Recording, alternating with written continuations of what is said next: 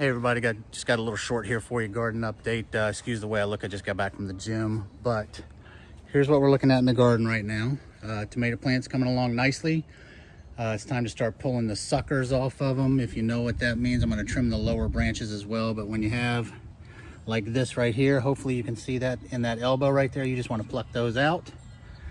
My marigolds, I pruned and they're starting to flower again, so hopefully they're going to keep the bugs away from the tomatoes. Sorry, I'm not trying to make you dizzy, but hopefully you got a good shot of that. The tomato plants, I feel very good about the way they look.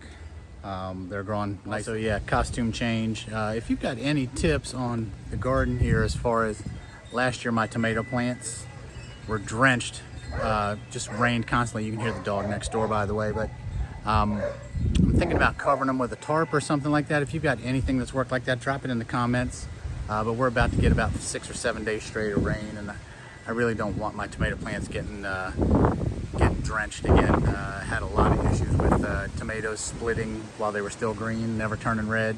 But again, if you've got any ideas on how to maybe tent this thing off so that they don't get drenched, I'd appreciate it. And then over here, we're getting set up for the squash, and you can see in there the squash are growing about 1 inch a day, the squash plants. So I've got my my net around it now, my barrier around it for those wonderful vine boring larvae that the moths lay. Now they're not supposed to get to your plants until they start to flower, so I got to figure out a way to let the bees get in there and pollinate while not letting the moth get in there to drop the larva on it. So I'll be sprinkling some diatomaceous earth in there.